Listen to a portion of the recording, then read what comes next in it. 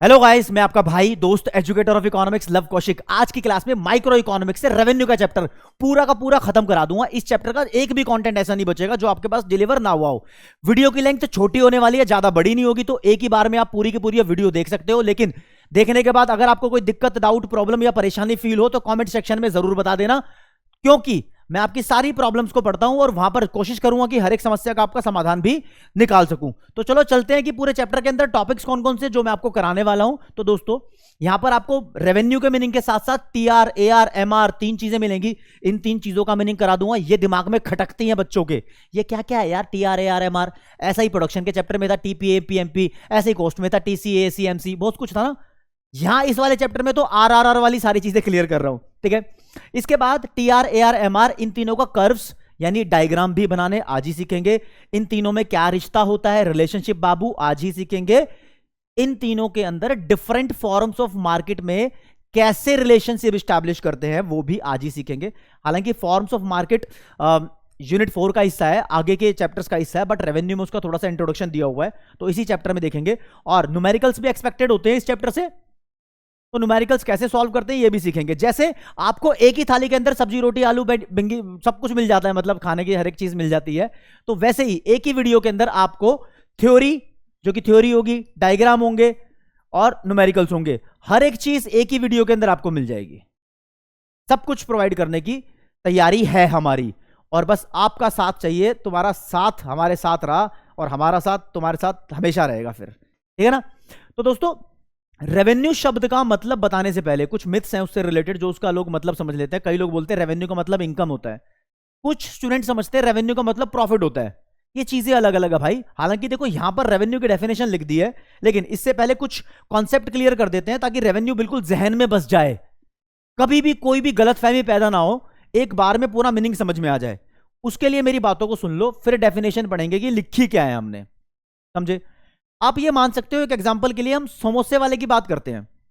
एक बंदा जो समोसे बेच रहा है, मानो कि उसने एक समोसा 12 रुपए का बनाया है। चलो जी, 12 रुपए का समोसा बना दिया। तो समोसा बनाने के लिए उसने उसमें आलू, मैदा, घी, मसाले, ना जाने क्या क्या, चटनी वटनी, क्या क्या चीज डाली होंगी उसने। सब लोग अलग अलग चीजें डालते हैं, टेस्ट आ गया ना समोसे का। तो उसने 12 रुपए का समोसा तैयार किया और बोला कि मार्केट में इसको मैं 15 रुपए का बेचूंगा। तो भाई 15 का समोसा बेच रहा है, 12 का बनाया है, तो जितने रुपए का समोसा उसने बनाया है उसको बोलते हैं कॉस्ट। जितने रुपए का मार्केट में वो सामान को बेच रहा है उसको बोलते हैं प्राइस या मार्केट प्राइस। अब 15 रुपए का हम लोग मार्केट में जाके समोसा खरीदते हैं, तो हम प्राइस पे करते हैं, ठीक है ना। कॉस्ट वो अमाउंट है जो एक प्रोड्यूसर या मैन्युफैक्चरर या फैक्ट्री वाला या समोसे वाला अपने प्रोडक्ट को बनाने के लिए खर्च कर रहा है। तो दोनों चीजें अलग हो गई। अब मान लो इस समोसे वाले भैया ने 5 समोसे बनाए हैं। 5 समोसे कितने के बनाए होंगे? 12 का एक समोसा बना रहा है तो 5 समोसे बनाए होंगे 60 रुपए के।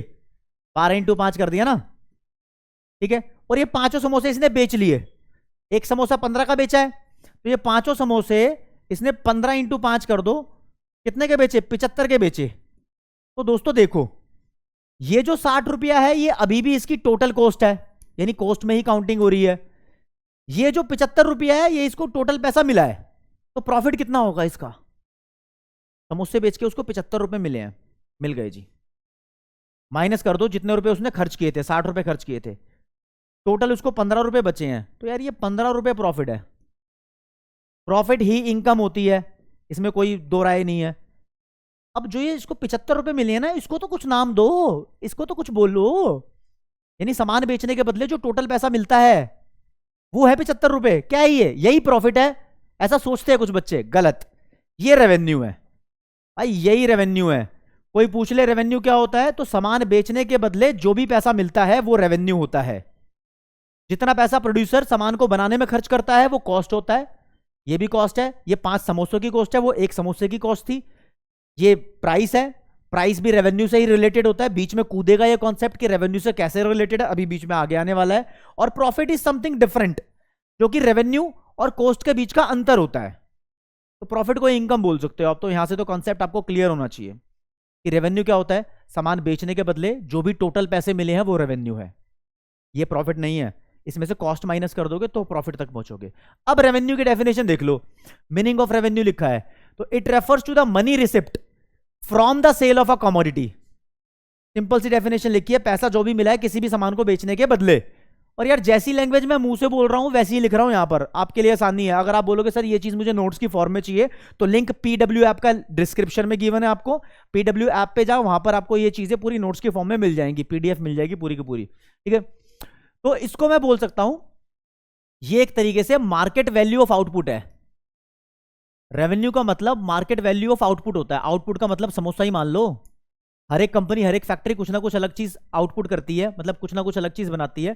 तो जो भी चीज बना रही है वो कमोडिटी आउटपुट है, उसकी क्वांटिटी आउटपुट है। सामान बेचने के बदले जो पैसे मिले वो रेवेन्यू है। आसान डेफिनेशन में लैंग्वेज नहीं हो गई, या आसान लैंग्वेज में डेफिनेशन नहीं हो गई, आसान लैंग्वेज में डेफिनेशन हो गई। अब अपने को इस चैप्टर के अंदर रेवेन्यू की 3 फॉर्म्स पढ़नी है। एक का नाम है टीआर, एक का नाम है एमआर, एक का नाम है एआर। बोले तो ये टोटल रेवेन्यू, अभी लिख देता हूं फुल फॉर्म, बाद में नहीं लिखूंगा, इसको शॉर्ट में लिखना अलाउड है भाई। टोटल रेवेन्यू को टीआर लिख सकते हो, कोई दिक्कत नहीं है। फिर एमआर का मतलब है मार्जिनल रेवेन्यू। राइटिंग उम्मीद करता हूं कि मेरी समझ में आ रही है, अगर मेरी खराब राइटिंग है तो कमेंट में बता दो, सही राइटिंग है समझ में आ रही है तो भी बता दो, ताकि मुझे पता लग जाए कि अगली बार से राइटिंग इंप्रूव करने की जरूरत है या नहीं है, ठीक है। और एआर का मतलब है एवरेज रेवेन्यू।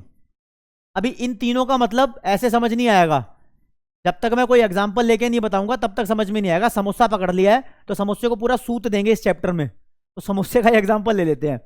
मान लो वो दुकानदार, यार एक टेबल के थ्रू समझाऊंगा आपको, समोसे को बेच रहा है, और यार उसने समोसे की क्वांटिटी में यहां लिख रहा हूं, एक समोसा बेचा, दूसरा समोसा बेचा, तीसरा बेचा, चौथा बेचा, पांचवा बेचा, छठा बेचा। समोसे बेच लिए। समोसे का प्राइस कितना था, समोसे का प्राइस यहां पर लिख रहा हूं, समोसे का प्राइस था 12 रुपए का एक। कितना था भाई प्राइस, देखना जरा, 15 रुपए का एक बेच रहा है भाई, 12 नहीं है, गलत अमाउंट, गलत अमाउंट नहीं डालना भाई, ठीक है ना।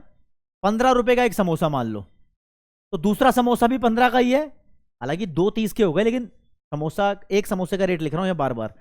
तीसरा समोसा भी 15 का ही है, चौथा भी 15 का ही है, पांचवा भी 15 का ही है, छठा भी 15 का ही है, मतलब समोसा एक 15 रुपए का है। तो मैं आपको यह बता रहा हूं कि समोसा बेचने के बाद उसको कितने पैसे मिल रहे हैं। तो देखो यहां पर कितने पैसे मिल रहे हैं वो कैलकुलेट कर लेते हैं।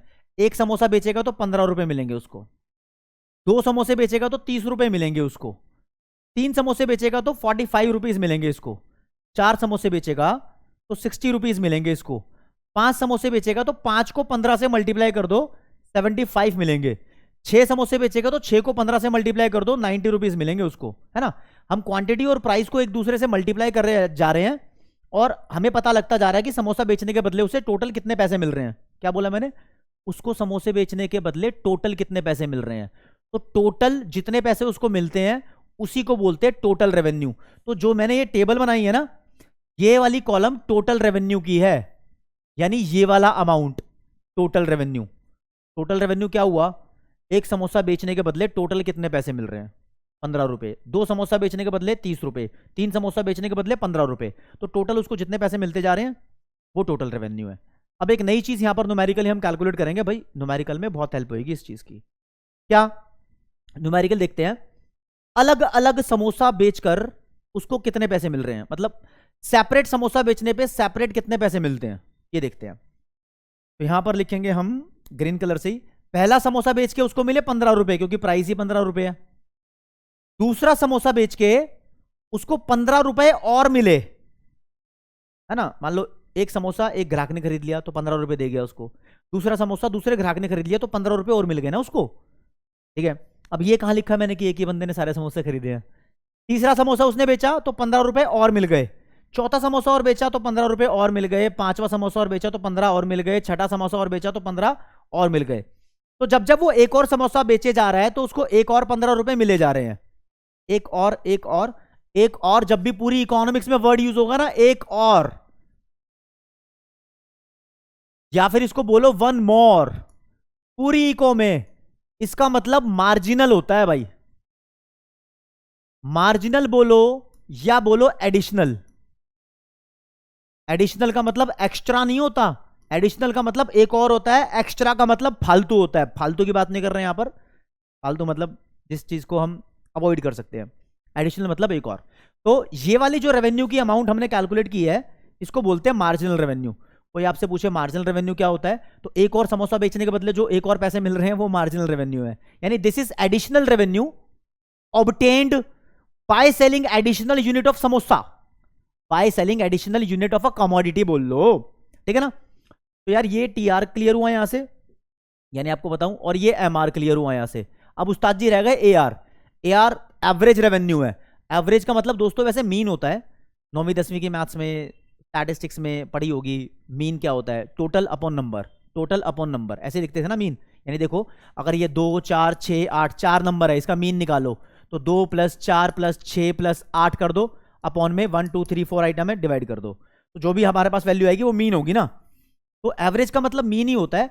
तो एवरेज कैसे निकालते हैं भाई, टोटल तो ये अमाउंट है हमारे पास, इसको नंबर से डिवाइड कर दो। किस चीज के नंबर, नंबर ऑफ समोसे या नंबर ऑफ यूनिट्स, जो भी हम सामान बेच रहे हैं, जरूरी थोड़ी हमेशा समोसा ही बेच रहे होंगे, ठीक है। तो टी आर को हम क्वांटिटी से डिवाइड कर देते हैं, ये नंबर है हमारे लिए एक तरीके से। तो हमारे पास जो वैल्यू आएगी उसको ए आर बोलेंगे। ए आर की वैल्यूज लिख लो जरा, जरा देखो कैसे आएंगी। 15/1 15 ही हो गया, टी आर अपॉन क्वांटिटी हो रहा है। फिर 30/2 ये भी 15 ही हो गया। 45/3 ये भी 15 ही है। और 60/4 ये भी 15 ही है। 75/5 ये भी 15 ही है। 90/6 ये भी 15 ही आएगा। हर बार 15 15 है। ए आर और एम आर दोनों की वैल्यू सेम आ रही है यहां पर, तो इसका मतलब ये मत समझना हमेशा ही सेम आएगी, इसके पीछे ही पूरी क्लास है, ठीक है, ध्यान रखना। तो एवरेज रेवेन्यू कैसे निकाला मैंने, एवरेज रेवेन्यू मैंने कैलकुलेट किया, टोटल रेवेन्यू को डिवाइड किया बार बार क्वांटिटी से। और ये टोटल रेवेन्यू कैसे आ रहा था, बार बार प्राइस और क्वांटिटी को मल्टीप्लाई करे जा रहे थे ना। टोटल रेवेन्यू की कैलकुलेशन हो रही थी प्राइस और क्वांटिटी को मल्टीप्लाई करके, ठीक है। अभी ये छोटे छोटे जी स्टेप फॉर्मुला की, अभी तो और धागे खुलेंगे, और धागे खुलेंगे तो इनके और फॉर्मूला बनेंगे। ये तो बेसिकली मैंने टेबल के थ्रू आपको ये बना के ये बताना चाहा है कि टी आर, एम आर और ए आर 3 फॉर्म होती है रेवेन्यू के चैप्टर में। तो यानी रेवेन्यू की 3 बातें यहां पर बार बार बोली जाएंगी। तीनों के डायग्राम है, तीनों के कर्व हैं, तीनों के रिलेशनशिप है, तीनों पे न्यूमेरिकल बेस्ड कंटेंट है। अभी हाल फिलहाल तीनों की डेफिनेशन समझ लेते हैं। टी आर क्या होता है, टी आर होता है जितने भी यूनिट्स हम बेच रहे हैं उन सब यूनिट्स को बेचने के बाद जितने भी टोटल पैसे मिले हैं, कहीं पर भी टी आर कैच कर लो। मान लो 6 यूनिट को बेचने के बाद कितने पैसे मिले, 90 रुपए। 3 यूनिट को बेचने के बाद कितने पैसे मिले, 45 रुपीज, ठीक है ना। और एम आर एडिशनल यूनिट होता है। मुझे लगता है कि एक और इसका न्यूमेरिकल बीच में डेटा आएगा, तब एम आर का मतलब ज्यादा और भी क्लियर हो जाएगा। अभी के लिए इतना ही। डेफिनेशन पढ़ लेते हैं टी आर एम आर की क्या है। तो देखो सबसे पहले आपके सामने टी आर के रिलेटेड डेफिनेशन लिखी है, टोटल रेवेन्यू, यानी it refers to the total money receipt. Obviously revenue का मतलब मनी रिसिप्ट ही है ना, तो ये टोटल मनी रिसिप्ट हो गई of a firm by selling all units of a commodity eight a particular point of time. एक पर्टिकुलर पॉइंट ऑफ टाइम की बात करते हैं, ऑल यूनिट्स बेचने के बाद जितने पैसे मिलते हैं। ऑल यूनिट्स मतलब जैसे कि यहाँ बात हो रही है सर 6 की बात कर रहे हैं, नहीं, ऑल का मतलब जहां भी तुम रुके हो। अगर तुम 4 पे रुक गए तो 4 यूनिट बेचने के बाद कितने पैसे मिले, 60 रुपए, तो 60 रुपए टोटल रेवेन्यू है। तो ऐसे बीच बीच में ही पता लग रहा है, समझ रहे हो बात को। तो ये टोटल रेवेन्यू होता है। अगर टोटल रेवेन्यू के फॉर्मूले की बात करें दोस्तों, तो टोटल रेवेन्यू के 2 फॉर्मूले हैं। एक होता है प्राइस इंटू क्वांटिटी, और दूसरा फॉर्मूला होता है एवरेज रेवेन्यू इंटू क्वांटिटी। अब तुम कहोगे सर ये दूसरे वाला फॉर्मूला कहां से पैदा करके लेके आ गए, भाई इसके लिए न्यूमेरिकल देख लो एक बार और। मान लो यहां क्वांटिटी लिखी है 1 2 3, छोटे में काम कर रहे हैं। प्राइस मान लो पहला समोसा 15 का है, दूसरा समोसा 10 रुपए का, तीसरा समोसा 5 रुपए का। तो अब यहां पर अमाउंट कैलकुलेट करना है टोटल रेवेन्यू का। Total revenue price into quantity होता है ना। तो सामान बेचने के बदले, एक समोसा बेचने के बदले कितने पैसे मिले, 15 × 1 15। 2 समोसे बेचने के बदले, अब ये रेट अलग हो गया। कभी सब्जी की रेडी पे जाके देखा है, कभी घर वाले या फिर कोई और या आस पड़ोसी में कोई सब्जी खरीदता है तो बोलते हैं, वो बोलता है 1 किलो टमाटर 50 के हैं, 2 किलो लोगे तो 80 के लग जाएंगे। होता है ना कभी कभी ऐसा। तो यहाँ पर यही है, एक समोसा 15 का है, 2 समोसे लोगे तो 10 के हिसाब से लग जाएंगे, ठीक है ना। तो वो भी कह रहा है ना 1 किलो टमाटर 50 के हैं, 2 किलो लोगे तो 80 के लग जाएंगे। इसका मतलब ये 2 किलो टमाटर 40 रुपए किलो के हिसाब से लग जाएंगे। मैं क्लियर भी कर दूं आपको यार, ठीक है। तो 10 रुपए का एक समोसा कर दिया उसने, अब 20 रुपए मिल रहे हैं। अब वो कह रहा भाई 3 समोसे खरीदूंगा, कितने के बेचेगा, वो कह रहा चल 5 का एक ले ले, तो 15 के बेच दिया। चाहे उसको प्रॉफिट हो रहा लॉस हो रहा वो बात दूसरी है, लेकिन उसका टोटल रेवेन्यू, एक समोसे के बाद 15 मिल रहे हैं, 2 समोसे के बाद 20 रुपए मिल रहे हैं, 3 समोसे के बाद 15 मिल रहे हैं। ऐसा ही हो गया वापस। टोटल रेवेन्यू ऐसा है, नहीं, हाँ भाई ऐसा ही है, बिल्कुल ऐसा ही है। तो टोटल रेवेन्यू से अब एवरेज रेवेन्यू निकालते हैं। ये निकलेगा, टोटल रेवेन्यू को डिवाइड करेंगे बार बार क्वांटिटी से हम, तो टोटल रेवेन्यू ये रहा, क्वांटिटी ये रही। पेन का कलर चेंज कर दूं, सॉर्ट हो जाएंगी चीजें।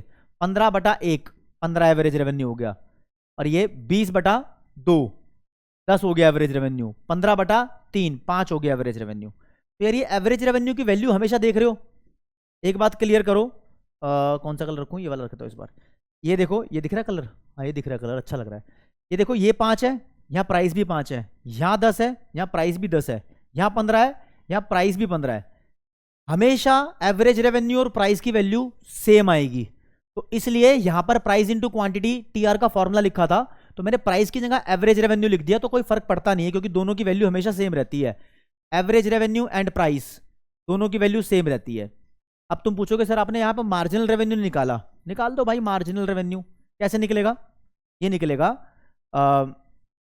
हम पहला समोसा बेच के कितना रुपया लाए? 15 रुपया, ठीक है जी। दूसरा समोसा बेच के कितना रुपया लाए? 5 रुपया और एक्स्ट्रा लाए ना, ठीक है। देखो पहले वाला देख लो, पहला समोसा बेच के 15 लाए थे, 15 लिख दिया। दूसरा समोसा बेच के 30 रुपया लाए थे, तो दोनों का अंतर 15 रुपया था, यहां लिखा। तीसरा समोसा बेच के 45 लाए थे, तो दोनों का अंतर 15 रुपया था, यहां लिखा। चौथा समोसा बेच के 60 लाए थे, तो दोनों का अंतर 15 रुपया था, यहां लिखा। ये टीआर के बीच में जो अंतर होता है, गैप होता है, उससे ही एमआर कैलकुलेट हो रहा है। तो हम यहां भी यही कर रहे हैं। टीआर के बीच में गैप इस बार 5 का है, तो 5 लिखा, और इस बार 15 और 20 को माइनस कर दो तो -5 आ जाएगा। तो एमआर की वैल्यू माइनस में भी जा सकती है, ये मार्जिनल रेवेन्यू भाई। तो जैसे कि शक हो रहा था कुछ बच्चों को, एमआर और टीआर, सॉरी एमआर और एआर दोनों की वैल्यू यहां सेम दिख रही है, तो क्या हमेशा सेम होती है? नहीं, जरूरी नहीं है हमेशा सेम होती है। इस वाले में तो नहीं आई सेम, तो ये क्लियर कर दिया मैंने। जरूरी नहीं है कि एमआर और एआर की वैल्यू हमेशा सेम होगी, जब भी सेम होगी वो बताऊंगा। यहां से बस ये पता लगता है टीआर के 2 फॉर्मूले होते हैं, एक ये वाला और एक ये वाला, यही पता लग रहा है। एक फॉर्मूला और होता है, अभी लिख के छोड़ देता हूं यहां पर। टीआर का फॉर्मूला होता है एमआर की वैल्यू को टोटल करते रहो, लेकिन इसको बाद में दिखाऊंगा कैसे बनता है जादू ये। अभी आते हैं दोस्तों एमआर पे। मार्जिनल रेवेन्यू क्या होता है? तो मार्जिनल रेवेन्यू बोलता है कि एक समोसा बेच के जो भी आपको पैसे मिल रहे हैं वो मार्जिनल रेवेन्यू है। एक और समोसा बेच के जो भी आपको एक्स्ट्रा पैसे मिल रहे हैं, एक्स्ट्रा नहीं एडिशनल पैसे मिल रहे हैं, वो मार्जिनल रेवेन्यू है। एक और समोसा बेच के जो भी आपको एडिशनल पैसे मिल रहे हैं वो मार्जिनल रेवेन्यू है। तो आसान डेफिनेशन है, it refers to the additional revenue obtained by selling an additional unit of a commodity. तो जो भी extra additional unit of commodity sale करके आपको जो भी पैसे मिल रहे हैं वो मार्जिनल रेवेन्यू है। अच्छा एक बात और आपको बता दूं मैं, जब भी ये चैप्टर आप समझ रहे हो तो आप अपने आप को एक दुकानदार मान के चलना जो सामान बेच रहा है। सेलिंग की बात हो रही है पूरे चैप्टर में, प्रोडक्शन की बात नहीं हो रही। प्रोडक्शन का हालांकि मैंने एग्जांपल दिया था, समोसा बेचने वाले हो ये मान के चलना। मिठाई भी बेचने वाले हो सकते हैं यार, इसमें कोई दिक्कत वाली बात नहीं है, कुछ भी हो सकते हो तो, ठीक है। भगवान करे तुम बहुत अच्छा कमाओ, कुछ ऐसा बिजनेस ओपन करो कि तुम्हें फक्र हो कि तुमने बहुत अच्छा काम कर लिया है। तुम्हें फक्र होना चाहिए, किसी और को हो या ना हो, ठीक है। तो मार्जिनल रेवेन्यू की वैल्यू कैसे कैलकुलेट करते हैं आपको मैं सिखा देता हूं। नॉर्मली यार जो भी टीआर की वैल्यू लिखी होती है ना, मान लो लिखा है 10, 15, 18 ऐसे कुछ भी वैल्यू लिखी है, तो एमआर की अगर आपको वैल्यू कैलकुलेट करनी है तो टीआर की वैल्यू का अंतर निकाल दो।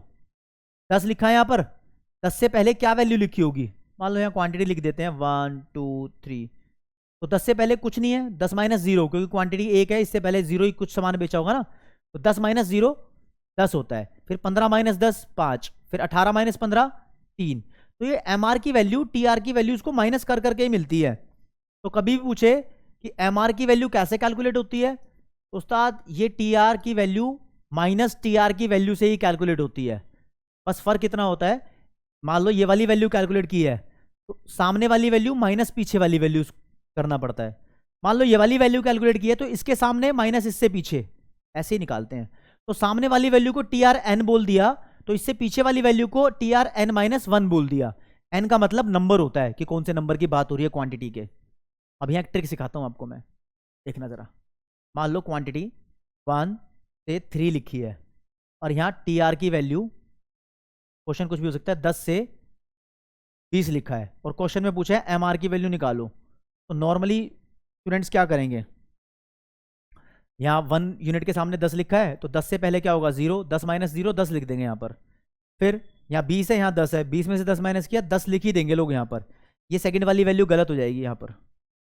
ये माइनस माइनस माइनस तब करते रहते हैं जब क्वांटिटी आपको सीक्वेंस में लिखी हो 1 2 3 ऐसे करके। जब ऐसे लिखी हो सीक्वेंस में 1 2 3, जब ऐसे लिखी हो सीक्वेंस में 1 2 3 4 5 6, लेकिन जो अब क्वेश्चन कराया था यहाँ सीक्वेंस में नहीं लिखी, 1 के बाद 3 आ गया, तो 3 और 1 में 2 यूनिट का गैप है, तो जितना भी गैप हो उससे डिवाइड कर देना इसको, आंसर आएगा 5। तो ये 5 हो जाएगा यहाँ पर एम आर। तो एम आर की वैल्यू कभी कभी कैलकुलेट करने के लिए आपको ये निशान बनाया है गैप का, चेंज का, डेल्टा बोलते हैं इसको।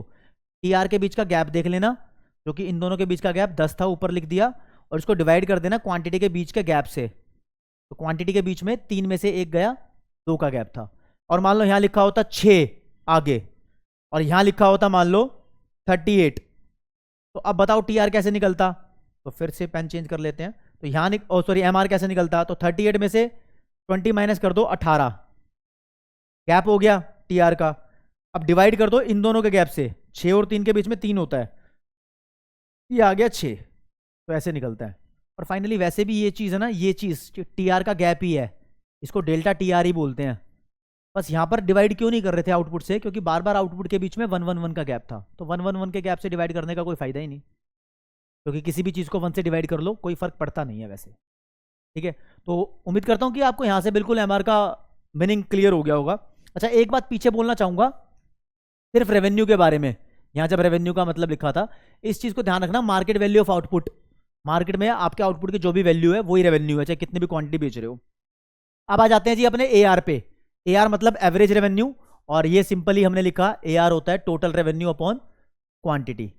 तो it refers to the per unit revenue of the product sold, जो भी हमने सामान बेचा at a particular point of time भी लिख देना भाई यहाँ पे, ठीक है ना, लास्ट में। तो जो भी प्रोडक्ट बेचा है उसका पर यूनिट रेवेन्यू, यानी एवरेजली एक सामान बेच के, एक समोसा बेच के कितना पैसा मिल रहा है, ऐसा।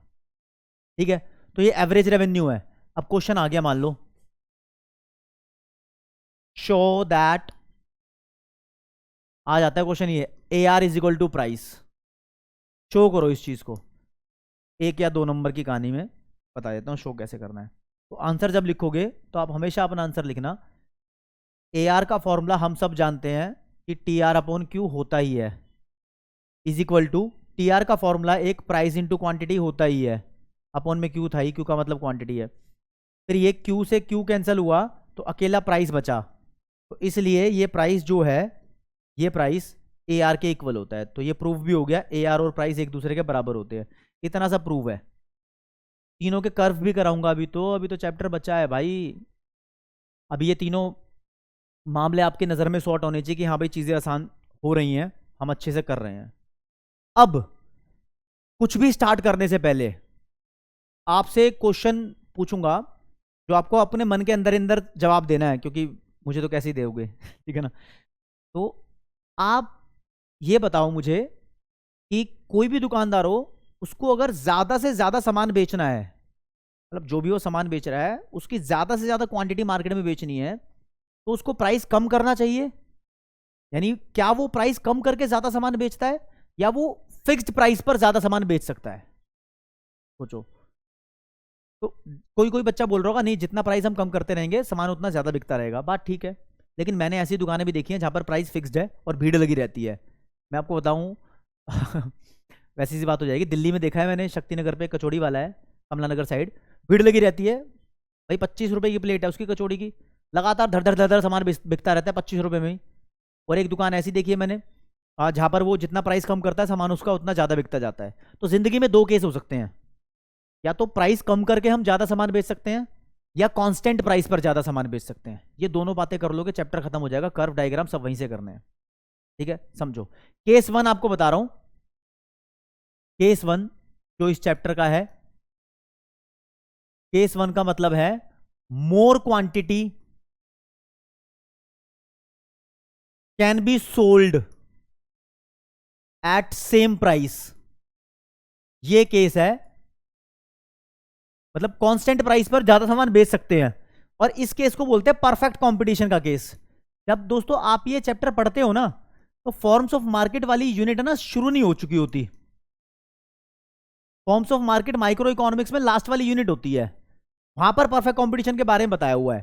ठीक है, तो यहां जस्ट नाम है, परफेक्ट कंपटीशन वो फॉर्म ऑफ मार्केट है जहां पर किसी भी सामान को बेचने के लिए प्राइस को कम करना नहीं पड़ता, यानी कांस्टेंट प्राइस पर ज्यादा से ज्यादा सामान बिकता रहता है। समोसे की जगह कचौड़ी पे आ जाओ भाई, चलो बात करते हैं, जो मैंने शुरू में एग्जांपल लिया था उससे रिलेटेड है।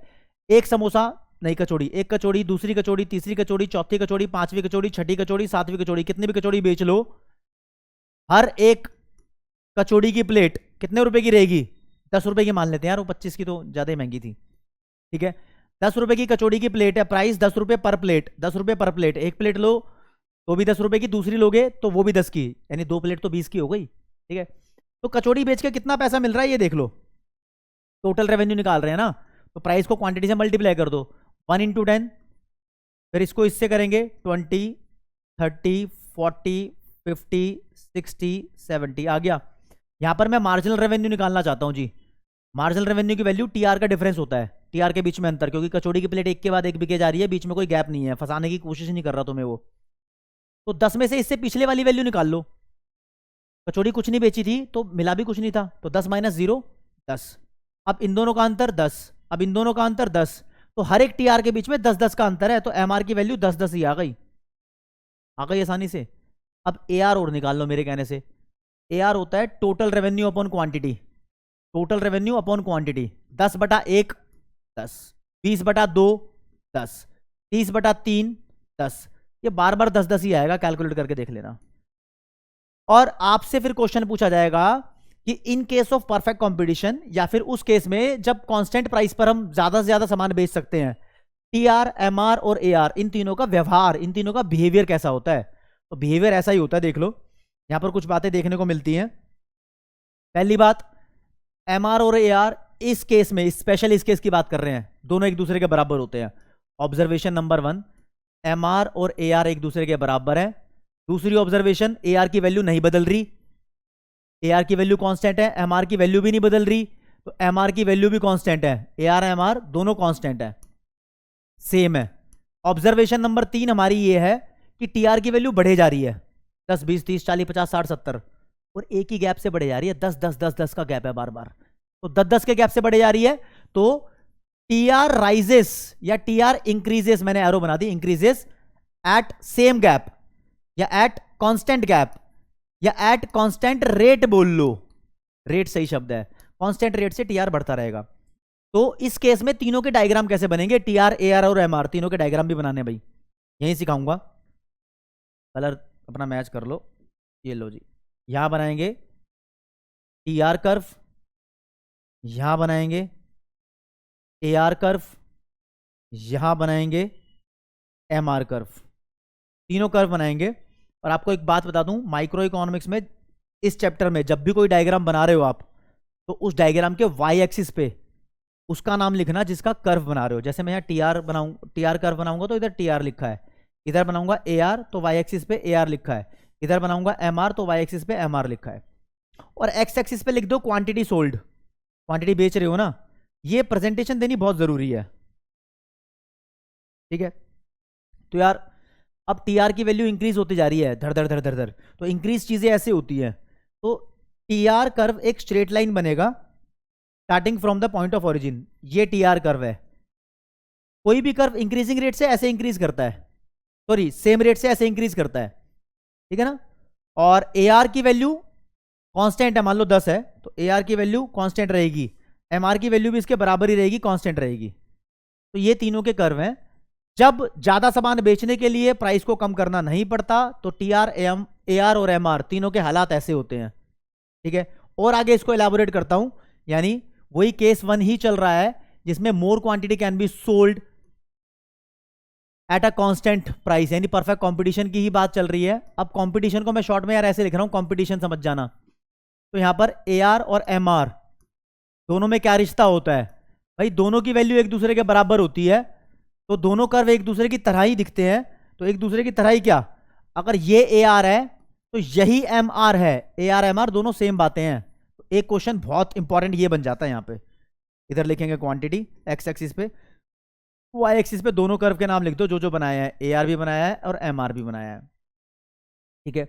आपको यहां पर एआर और एमआर के बीच का रिश्ता आएगा। एआर का टीआर से क्या रिश्ता होता है, यहां पर नहीं आएगा। एमआर का टीआर से क्या रिश्ता होता है, नहीं आएगा। टीआर कांस्टेंट रेट से इंक्रीज हो रहा है, ये बेचारे वहीं सुट है, सेट है, हिल नहीं रहे जाई में, मान लो ऐसे तरीके से, ठीक है। तो मतलब कांस्टेंट है ये। तो यहां पर रिश्ता इस्टेब्लिश इन तीनों के बीच में नहीं होगा, एआर और एमआर के बीच में ही होगा, ठीक है, तो दोस्तों अब ये क्लियर हो गया वो केस जहां पर ज्यादा सामान बेचने के लिए प्राइस को कम नहीं करना पड़ता। अब केस 2 कर रहे हैं, जब ज्यादा सामान बेचने के लिए प्राइस को कम करना पड़ सकता है, यानी मैं यहां लिख रहा हूं case 2 when more quantity can be sold by decreasing the price, decreasing को बोल दो lowering the price, when more quantity of samosa या कुछ भी चीज can be sold by lowering the price. अब इसको ना इम्परफेक्ट कंपटीशन का केस भी बोलते हैं, इम्परफेक्ट कंपटीशन बोल लो, जैसे वो पहले वाला परफेक्ट कंपटीशन था ना, इम्परफेक्ट कंपटीशन का केस बोल लो। इम्परफेक्ट कंपटीशन में बहुत सारी फॉर्म्स होती हैं, एक मोनोपोली बोलते हैं या मोनोपोलिस्टिक कंपटीशन बोलते हैं, और भी आती हैं, लेकिन इतना ही नाम समझ लो अभी यहाँ के लिए, ये काफी है। हाँ, इनका मतलब नहीं समझा रहा क्योंकि मतलब इस चैप्टर में कोर्स में है नहीं, सिर्फ ये जान लो अब उस सिचुएशन की बात हो रही है जब तुम्हें ज्यादा सामान बेचना है तो प्राइस कम करना पड़ेगा। यानी देखो कैसे लिख रहे हैं हम इस चीज को कैसे रिप्रेजेंट करते हैं। यहां लिख रहे हैं क्वांटिटी किसी भी चीज की, 1 समोसा, 2 समोसा, 3 समोसा, 4 समोसा, 5 समोसा, 6 समोसा, 7 समोसा, जितना मर्जी लिख दिया भाई। इसका प्राइस, पहले का प्राइस 10, कुछ और मतलब एग्जांपल ही चेंज कर दो, अमाउंट चेंज करने में क्या जा रहा है। अब 2 किलो खरीदोगे टमाटर, समोसे से टमाटर पे आ जाओ, बेच ही रहे ना, कुछ भी बेच लो। तो पहले 10 रुपए किलो के हिसाब से, फिर 9 रुपए किलो के हिसाब से बेच देंगे। जाओ 3 किलो लोगे तो 8 रुपए किलो के हिसाब से, 4 किलो लोगे तो 7 रुपए, 6 रुपए, 5 रुपए, 4 रुपए। यानी जैसे जैसे बंदा प्राइस कम करता जा रहा है लोग ज्यादा खरीदते जाएंगे, या फिर तुम ये सोच लो ज्यादा सामान बेचने के लिए प्राइस कम करना ही पड़ता है। तो ऐसे में दोस्तों अगर टोटल रेवेन्यू की वैल्यू कैलकुलेट करने के लिए आएगी तो total revenue price into quantity, यानी इन दोनों को मल्टीप्लाई कर दो आ जाएगी। तो total revenue 10 into 1 10, 9 into 2 18, 8 into 3 24, 7 into 4 28, 6 into 5 30, 5 into 6 again 30, 4 into 7 28। ये टीआर की वैल्यूज आ गई हैं। कोई बच्चा बोले सर एमआर निकालो हम यहाँ पर, डिफरेंस टीआर के बीच बीच में। ये बताने से पहले एक बात बोल दूं, अगर लग रहा है कि मैं बहुत जल्दी जल्दी जल्दी बोले जा रहा हूँ तो यार आप मतलब स्पीड आपके हाथ में, यूट्यूब पे आप कर सकते हो, स्लो कर सकते हो, फीचर है आपके पास।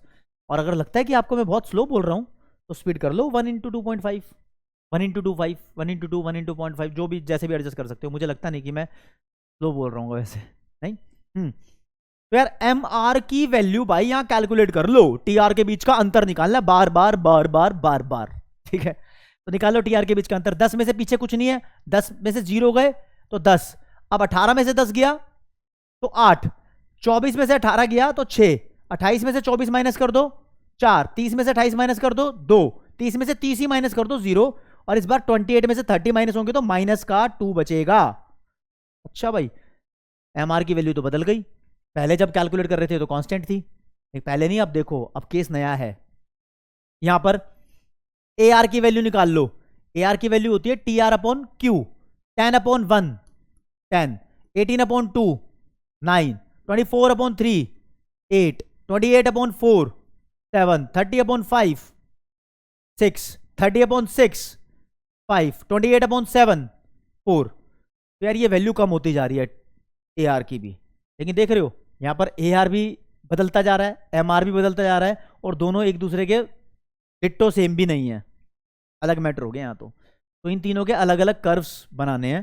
तो सबसे पहले मैं आपको बताऊं कर्व की जब बात करूं तो यार पहले ए आर कर्व बना लेते हैं। ए आर कर्व बनाएंगे तो ए आर की वैल्यू गिरती हुई जा रही है ना, कलर चेंज कर दो, हरे रंग से बनाता हूं। तो ए आर की वैल्यू कहीं से भी शुरू हो रही हो गिरती हुई जाएगी, ये ए आर कर्व है। ए आर का मतलब प्राइस होता है, ठीक है। अब बना लेंगे एम आर कर्व, यहां बना लो M R curve. M R की वैल्यू भी कम होती जा रही है, देखो 10 8 6 4 2 0 -2, माइनस में भी चलेगी एम आर की वैल्यू। तो एम आर कर्व ऐसे बना लेंगे, माइनस में भी जा सकता है एम आर कर्व, हालांकि आप चाहे माइनस वाला पार्ट बनाओ या ना बनाओ, लेकिन एम आर कर्व माइनस में भी जा सकता है। और ऐसे जो चीजें जा रही है समझ लो कम हो रही है, ऐसे अगर जाती तो समझ लो बढ़ रही होती, ऐसे सप्लाई बढ़ रही होती है ना, ऐसे करके डिमांड ऐसे नेगेटिवली स्लोप्ड होता है। तो ये ए आर हो गया, ये एम आर हो गया। ए आर की लिमिट है कि ये प्राइस तो नेगेटिव में हो नहीं सकता ना, तो बस एम आर हो सकता है। अब बात आ जाओ टी आर पे, टी आर देखो इंक्रीज होता जा रहा है, लेकिन एक टाइम ऐसा आया 30 के बाद 28 डिक्रीज भी हो गया, तो टीआर की शेप यहां पर खतरनाक है। टीआर में क्या है कि पहले ये बढ़ रहा है और फिर कम हो रहा है, तो यार जो चीज़ बढ़ती है वो ऐसे होती है, जो चीज़ कम होती है वो ऐसे होती है, तो टीआर पहले बढ़ेगा और फिर कम हो जाएगा, ये बात समझ में आती है। लेकिन ऐसे एकदम से ऐसे नहीं होगा, कॉर्नर से मुड़ेगा नहीं, क्योंकि 2 बार इसकी सेम वैल्यू है ना, तो ये पहले बढ़ेगा फिर मक्खन, ऐसे मक्खन मलाई से ऐसे कम होगा, ऐसे बिल्कुल कट नहीं ले लेगा, खतरनाक टर्न नहीं लेगा। ये बात तो क्लियर हो गई। तो टीआर की वैल्यू पहले इंक्रीज होगी और फिर डिक्रीज होगी। तो टीआर कर्व बना देते हैं भाई, यहां बना लो, चलो टीआर कर्व।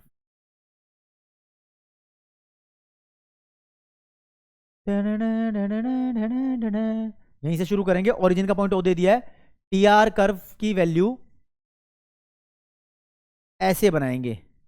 आप बोलोगे ओरिजिन से क्यों शुरू किया है, क्योंकि जब कुछ नहीं बेचोगे तो टोटल रेवेन्यू भी तो जीरो ही होगा, तो जीरो पे जीरो ही होगा। यहां हालांकि लिखा नहीं, 0 यूनिट होती तो ये भी जीरो ही होता ना, इसलिए। तो ये पहले इंक्रीज हो रहा है फिर डिक्रीज हो रहा है, लेकिन खास बात ये है कि टीआर पहले डिक्रीजिंग रेट से इंक्रीज हो रहा है। ये क्या बोल दिया मैंने, डिक्रीजिंग रेट से इंक्रीज हो रहा है, इसका मतलब जो स्पीड है ना उसकी इंक्रीज होने की वो बड़ी स्लो है। पहले देखो 8 का गैप था 10 और 18 में, फिर 18 और 24 में 6 का गैप आ गया, फिर 24 और 28 में 4 का गैप आ गया, यानी जो गैप है ना बढ़ने का वो स्लो होता जा रहा है। तो in that case TR increases at decreasing rate. Decreasing को बोलते हैं डिमिनिशिंग, इकोनॉमिक्स की लैंग्वेज में डिमिनिशिंग रेट। ये वर्ड बड़ा पॉपुलर है भाई, इस चीज को ध्यान रखना। तो इस केस में टीआर एमआर और एआर में रिलेशन हो गया।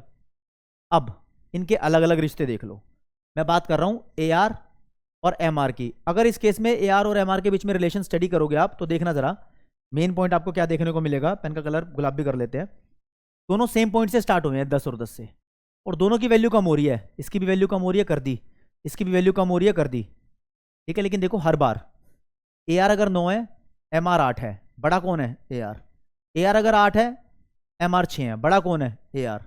एआर 7 है तो ये 4 है, बड़ा एआर है। 6 है तो 2 है, 5 है तो 0 है, 4 है तो -2 है। हमेशा एआर की वैल्यू बड़ी है, दोनों गिर रहे हैं लेकिन गिरते गिरते भी एआर की वैल्यू एमआर से बड़ी है, इस बात को ध्यान रखना। तो अगर केस 2 की बात कर रहे हैं, यानी इम्परफेक्ट कंपटीशन की, जिसमें मोनोपोली मोनोपोलिस्टिक सब कुछ आता है, यानी ज्यादा सामान बेचने के लिए प्राइस कम करना पड़ता है। यहां पर अगर रिलेशन देखना हो एआर और एमआर के बीच का, तो एआर की वैल्यू हमेशा बड़ी मिलेगी आपको एमआर से। और दोनों कर्व अगर एक ही डायग्राम में बनाने हो, दोनों कर्व एक ही डायग्राम में बनाने हो, तो पहले बना लो MR curve. MR curve negative भी जाता है ना, ये बना लो। और फिर दोस्तों अगर एआर बनाने की चाह हो, इच्छा हो, तो ऐसे सेम पॉइंट से शुरू करके ऐसे बना लेना, लेकिन एआर नेगेटिव नहीं जाएगा। कुछ स्कूलों में ऐसे बनाए जाते हैं, एआर ये रहा, एमआर ये रहा, ये भी ठीक है। इन्होंने सेम पॉइंट से शुरू नहीं किया तो बीच में शुरू कर दिया, कोई दिक्कत नहीं है। एमआर को नेगेटिव नहीं लेके गए, जाता है नेगेटिव, नहीं दिखाओगे तो भी काम चल जाएगा, नंबर मिल जाएंगे। मतलब गिरता हुआ दिखाना जरूरी है, और ये बताना जरूरी है कि इस केस के अंदर एआर की वैल्यू एमआर से बड़ी होती है। कभी तुमसे पूछे कि बताओ इम्परफेक्ट कंपटीशन में एआर एमआर में रिश्ता क्या है, तो AR is more then MR.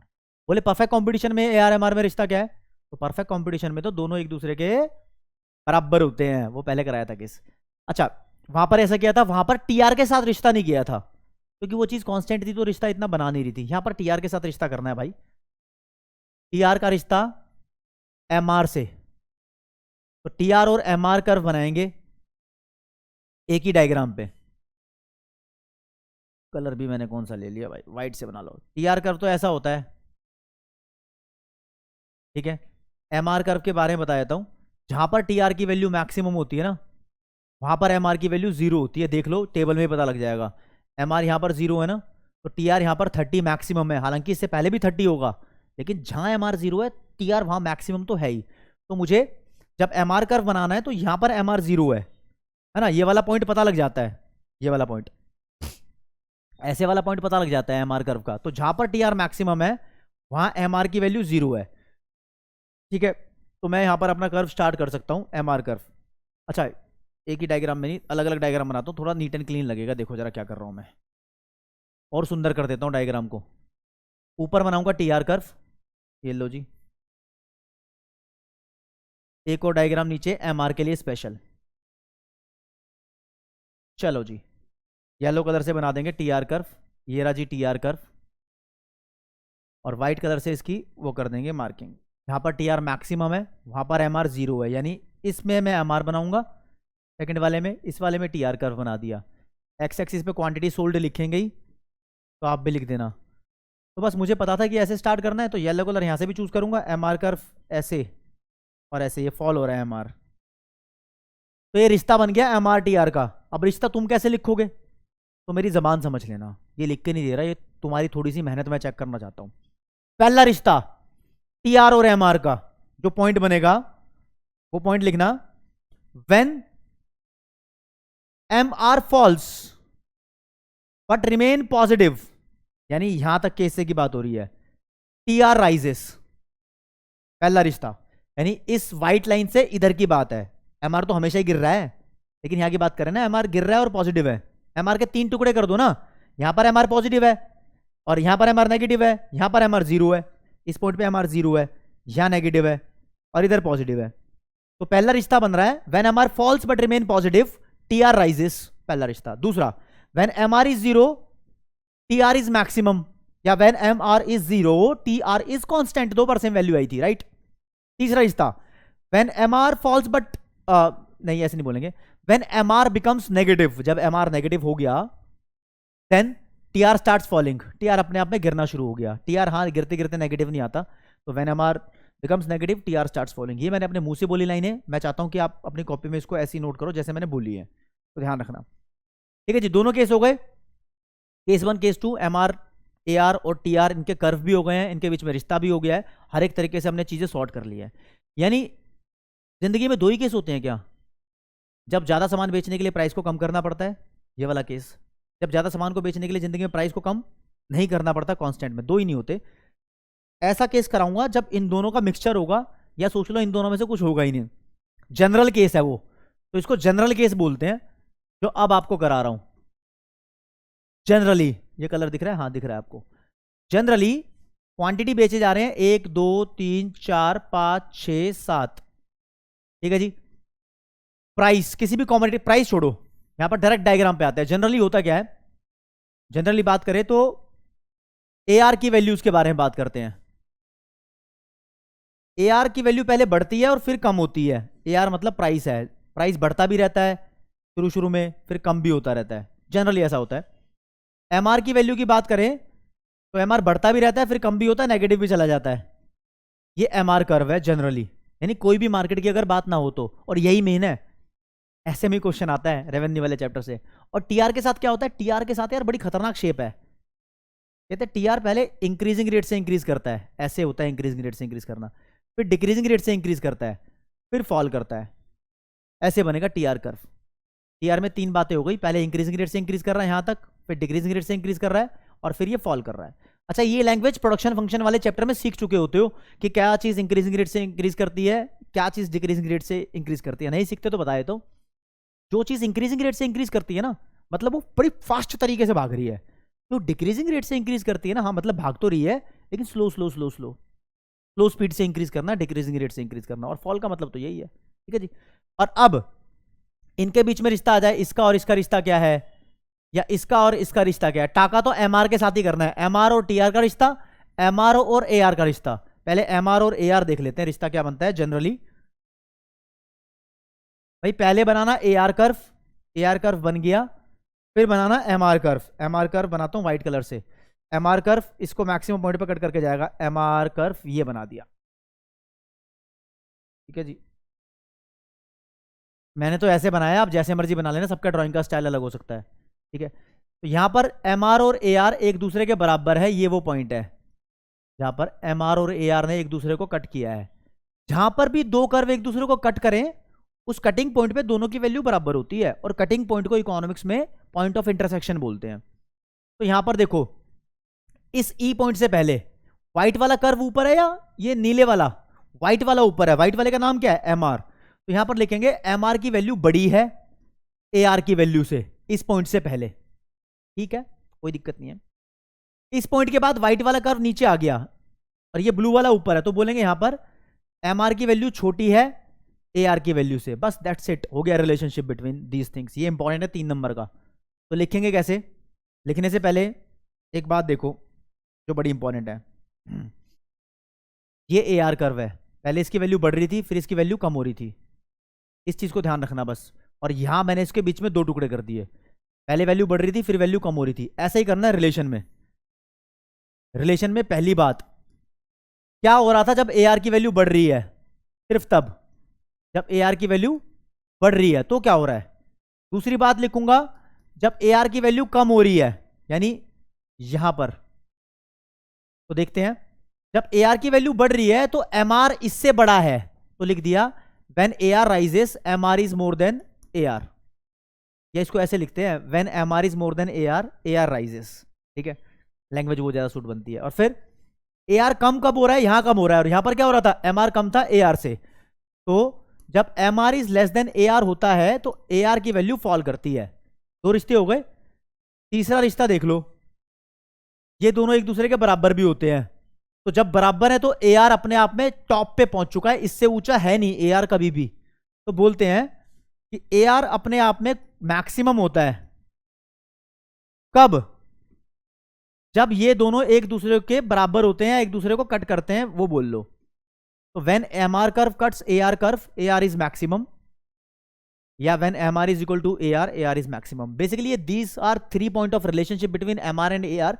जब कुछ ना लिखा हो तब लिखना है, मतलब जब बोले कि कांस्टेंट प्राइस पर ज्यादा क्वांटिटी बेच सकते हैं तो एम आर ए आर में क्या रिलेशन है, तो बोलोगे M R A R equal होते हैं, 1 नंबर का क्वेश्चन बनता है। जब प्राइस कम करके क्वांटिटी ज्यादा बेच सकते हैं एम आर ए आर में क्या रिलेशन है, तब ए आर एम आर से बड़ा हो सकता है, 1 नंबर का क्वेश्चन है।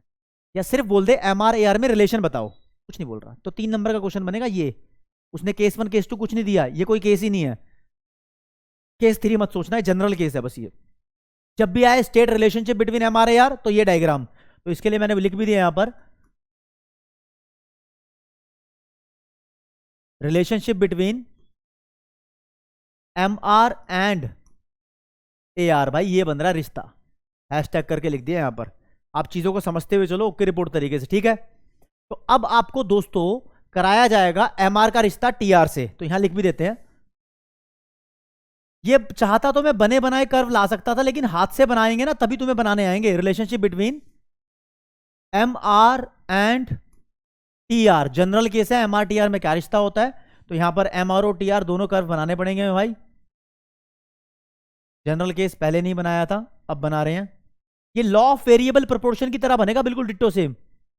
देखना जरा, बस टीपी की जगह टी आर आ जाएगा और एमपी की जगह एम आर आ जाएगा, ठीक है। तो मैं यहां पर कर्व बनाऊंगा सबसे पहले टी आर का, पहले वो इंक्रीजिंग रेट से इंक्रीज करेगा, फिर डिक्रीजिंग रेट से इंक्रीज करेगा, and finally it will start falling.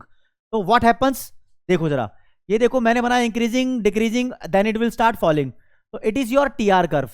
अब यहां झांसा क्या है, यहां मेन बात क्या है कि बोल दिया जहां पर टी आर मैक्सिमम है वहां पर एम आर की value dot dot dot dot करके बनाओगे अपनी कॉपी में, तो आपको 0 देखने को मिलेगी, ठीक है, सॉर्टेड है।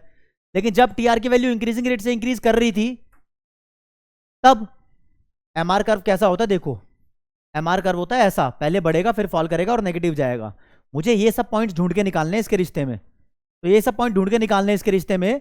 तो यहां से मुझे क्या करना पड़ेगा कि इधर तो पॉइंट पता लग गया कि एम आर 0 है।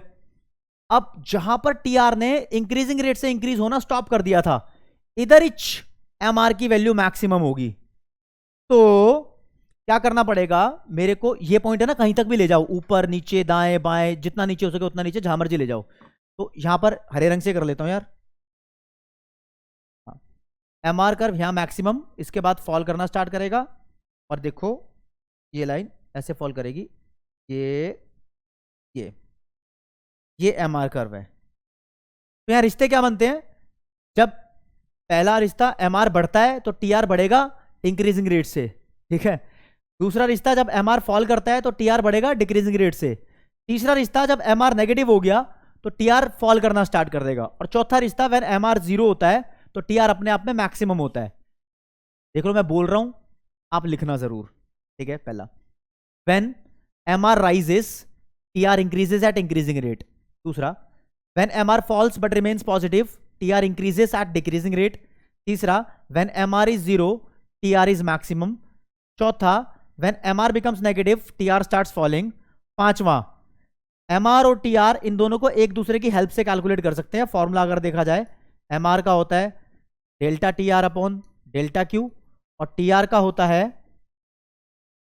Summation M R. ये बताऊंगा, मैंने बताया था ना कैसे होगा ये बताऊंगा अभी। ठीक है दोस्तों, सॉर्टेड अभी तक चीजें। तो अभी आपको एक इंपॉर्टेंट चीज बताता हूं।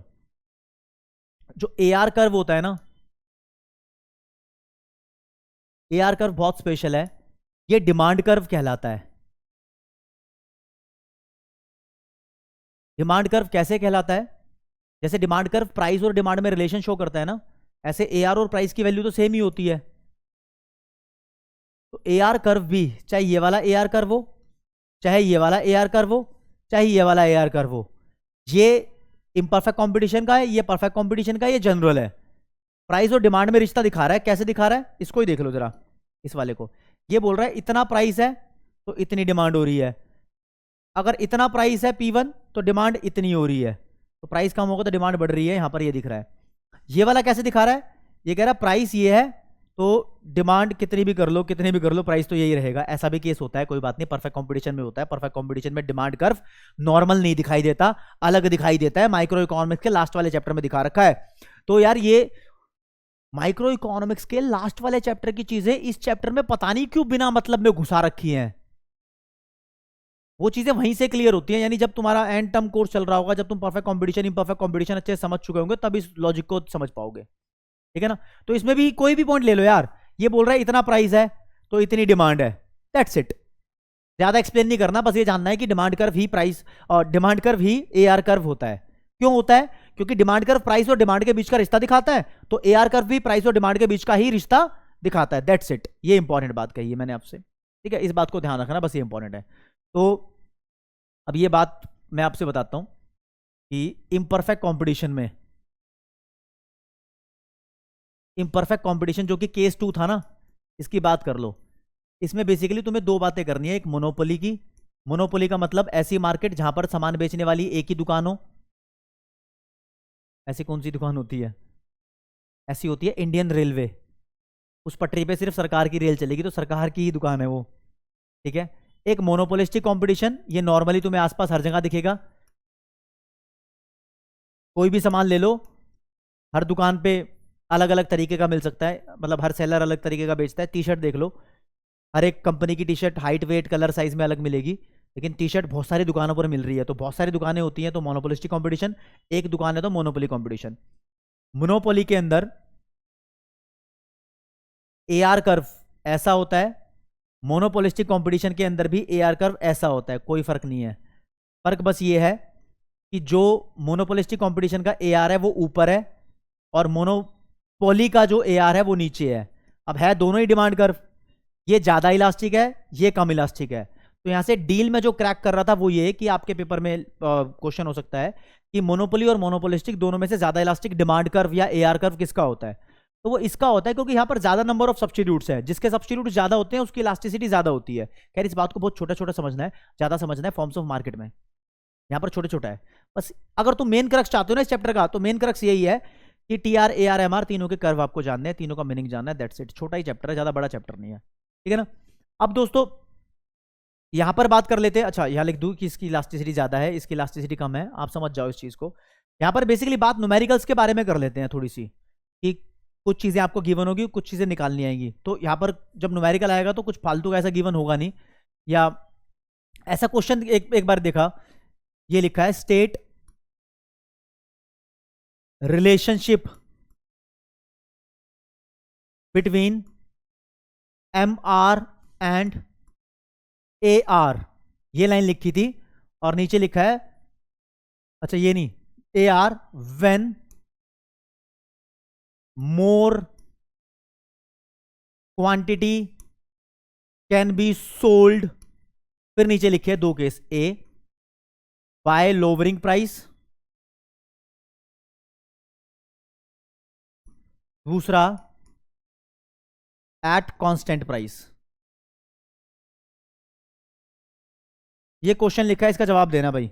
एम आर आई में रिश्ता बताना है, दो केस गिवन है। बाय लोअरिंग प्राइस करेंगे तो A R is more than M R होता है, ये रिश्ता है, ये बेसिकली इम्परफेक्ट कंपटीशन में होता है। एट कांस्टेंट प्राइस में AR और MR एक दूसरे के बराबर है, ये परफेक्ट कंपटीशन में होता है। और अगर कुछ भी नहीं लिखा होता ना इन दोनों में से, तो हम बताते हैं ये वाला रिश्ता, ये AR है और ये MR है, ऐसे कट करके जाते हैं दोनों कर्व, ठीक है ना। कुछ नहीं लिखा होता तो वो 3 पॉइंट बनते, फिर 3 नंबर का क्वेश्चन भी बनता। ध्यान रखना इस बात को। न्यूमेरिकल पे थोड़ी सी बात कर लेते हैं। कभी कभी आपको क्वांटिटी की वैल्यू गिवन होगी 1 2 3 4 और सिर्फ प्राइस लिखा होगा। प्राइस लिखा मान लो 10 9 8 7। अब बोलेगा तीनों की वैल्यू निकालो, AR MR TR। तो सबसे पहले TR निकालना, प्राइस इंटू क्वांटिटी, इन दोनों को मल्टीप्लाई कर देना। 10 और 1 को मल्टीप्लाई करो, 9 और 2 को मल्टीप्लाई करो, 8 और 3 को मल्टीप्लाई करो, 7 और 4 को मल्टीप्लाई करो। फिर इससे निकालना MR की वैल्यू। MR की वैल्यू TR की वैल्यू के बीच का गैप होता है। अगर यहाँ 1 लिखा है, इससे पहले 0 होगा, तो 10 से पहले भी 0 ही होगा, तो यहाँ 10, फिर 18 माइनस 10, फिर 24 माइनस 18, फिर 28 माइनस 24। फिर निकालना AR दोस्तों, AR होता है TR अपॉन क्वांटिटी। नहीं समझ में आए तो AR की वैल्यू हमेशा प्राइस के बराबर लिख देना, कोई दिक्कत नहीं है, क्योंकि AR और प्राइस बराबर है ना। हमें 10 9 8 7 लिख दो, 10 9 8 7। एक क्वेश्चन ऐसा फ्रेम हो सकता है। अगला 1 2 3 4 और यहां आपको वैल्यू मिल सकती है MR की, यानी प्राइस नहीं है, MR गिवन है, फिर कुछ और निकालना है। तो MR मान लो लिखा हुआ है 10 9 8 7। अब बोल रहा है TR और AR निकालो। पहले TR निकालना। अब यहां पर TR का जो फॉर्मूला इस्तेमाल होगा वो होगा समीशन MR को जोड़ते रहो क्यूमुलेटिवली। जैसे CF, ये मान लो ये F है, इससे CF निकाल लो। मीन वाला क्वेश्चन करते हैं ना, मीडियन वाला, वैसे वाला ही। तो ये 10 है तो 10 का 10 लिखो, 10 और 9 19, 19 और 8 27, 27 और 7 34, हो गई वैल्यू। और AR कैसे निकालना है? AR वही निकलेगा TR अपॉन Q। तो 10 बटे 1 10, 19 बटे 2 9.5, जी हाँ माइनस में पॉइंट में वैल्यू आ सकती है। 27 बटा 3 9, 34 बटा 4, अच्छा 34 बटा 4 भी करना पड़ेगा भाई, 34 बटा 4 कर दो, 17, 17 का आधा 8.5, तो 8.5 यहां लिख दिया, ऐसे भी वैल्यू आ गई। अब ऐसा भी हो सकता था कि आपको क्वांटिटी के साथ 1 2 3 ऐसे वैल्यू करके AR की वैल्यू दे। AR की वैल्यू दे दी मान लो 10 9 8। अब बोल रहे हैं TR निकालो और MR निकालो। बिल्कुल निकाल सकते हो, थोड़ा सुपर फास्ट करा रहा हूं, वीडियो को स्लो कर लेना, कोई दिक्कत वाली बात नहीं है। तो यहां पर कैसे वैल्यू निकालोगे?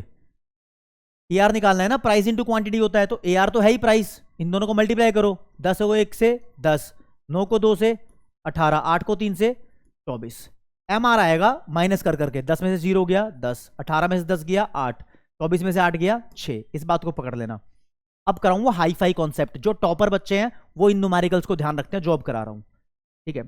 मान लो क्वांटिटी की वैल्यू आपको गिवन है 2 3 4 5 और दोस्तों TR की वैल्यू आपको गिवन है 10 20 30 40। बोला है कि MR निकालो। MR कैसे निकलता है? TR माइनस उससे पीछे वाली वैल्यू। अब TR से पीछे वाली वैल्यू हम नॉर्मली 0 मान लेते हैं। 0 तब मानते हैं जब यहाँ 1 लिखा होता है, या 1 के अलावा कुछ भी लिखा हो ना, तो ये नहीं पता कि पीछे की वैल्यू क्या होगी, तो पीछे का आइडिया नहीं लग सकता। जब पीछे का आइडिया नहीं लग सकता ना, तो MR डैश। अब निकाल दो इसका अंतर, बार बार बार बार बार बार सेम आएगा, कोई दिक्कत नहीं है। यानी MR की वैल्यू शुरू में डैश भी हो सकती है। कब होती है? तब होती है जब क्वांटिटी की वैल्यू 1 ना लिखी हो। बस जब 1 ना लिखी हो तो हमेशा डैश होगी MR की वैल्यू। ऐसे ही MC में भी होता है, ऐसे ही MP में भी होता है। अगर वाले चैप्टर आपको याद आ रहे हो तो इसको देखकर बस इस बात को समझ लेना, ठीक है जी। और एक और क्वेश्चन जो मैं बता रहा था, जहां पर फॉर्मूला यूज करना पड़ेगा MR का, ये वाला delta TR upon delta Q। इस बात को मत भूलना। जब क्वांटिटी में आपको गैप गिवन हो, मान लो 10 20 30 और TR की वैल्यू लिखी हो 100 200 300, तो MR तुम समझोगे कि माइनस कर करके आ रहा है। अब यहाँ 1 तो लिखा नहीं, तो इधर तो डैश ही आ जाएगा। अब इनका अंतर 200 में से 100 गया 100, 300 में से 200 गया 100। क्या ये MR की वैल्यू सही है? गलत है। गलत क्यों है? क्योंकि यहां पर क्वांटिटी सीक्वेंस में नहीं चल रही, क्वांटिटी के बीच में गैप आ रहा है भाई 10 10 का, तो इसको भी 10 10 के गैप से डिवाइड ही करो। तो अब वैल्यू इसकी 10 आएगी, अब वैल्यू इसकी 10 आएगी। इस बात को समझना बहुत जरूरी है। तो दोस्तों मुझे लगता है कि मैंने आपको यहाँ पर TR AR MR तीनों की डेफिनेशन कराई, रेवेन्यू की डेफिनेशन कराई, उनके कर्व बनाए। कर्व भी कैसे करने हैं, इन तीनों के कर्व जनरली कैसे होते हैं सबसे पहले यही देखना है, लेकिन मैंने आपको ये बाद में बताया कैसे होते हैं। ये होता है AR, ये होता है MR और ये होता है TR। फिर केस 1 कराया कांस्टेंट प्राइस पर, ये होता है AR, यही होता है MR और ये होता है TR। फिर केस 2 कराया, इसमें ये होता है AR, ये होता है MR और ये होता है TR। तो इस वाले TR और इस वाले TR में फर्क है, ये पहले डिक्रीजिंग रेट से बढ़ता है, फिर पहले इंक्रीजिंग रेट से बढ़ता है, फिर डिक्रीजिंग से फिर फॉल होता है, और यहां पर पहले ही डिक्रीजिंग रेट से बढ़ रहा होता है। इसमें 3 स्टेज नहीं है, इसमें 2 है, इसमें 3 कहानी है। इस बात को बस ध्यान रख लेना। कुल मिला के चैप्टर के अंदर 9 कर्व हैं, 3 3 6 3 3 9, नो डायग्राम बाय। दोबारा से वीडियो देख सकते हो जहां जहां आपको लूप होल लग रहा हो। तो आज की क्लास के अंदर मैंने चैप्टर पूरा खत्म कराने की कोशिश की थी। अभी भी अगर आपको कोई दिक्कत, डाउट, प्रॉब्लम हो तो कमेंट सेक्शन में लिख देना। और जो मैंने ट्रिक्स आपको न्यूमेरिकल सॉल्व करने की बताई है, उससे आप जो भी रेफरेंस बुक आप फॉलो कर रहे होंगे, उसके सॉल्व क्वेश्चन पहले सॉल्व करना, फिर अनसॉल्व करना, सारे काम आसान हो जाएंगे भाई। ठीक है। फिर भी अगर आपको कोई दिक्कत, डाउट, परेशानी लग रही है तो मुझे पूरी पूरी फोटो इंस्टाग्राम पे भेज दो। आप इंस्टाग्राम पे लव कौशिक के नाम से आपको मिल जाऊंगा, वहां पर आपका पूरा डाउट सॉल्व कर दूंगा। और बताओ कितनी हेल्प चाहते हो, सब कुछ कर दूंगा। Guys, success is not easy, you have to put yourself on fire. On fire means you have to do मेहनत। मेहनत मजदूरी करनी पड़ती है, तो मजदूरी तो मत करना, स्मार्ट वर्क से मेहनत करना, पूरा चैप्टर करना। तो आज दोस्तों धन्यवाद बोलते हुए बोलूंगा, जय हिंद, जय भारत, जय कॉमर्स। तो आज की क्लास यही समाप्त की जाती है। नमस्कार, धन्यवाद।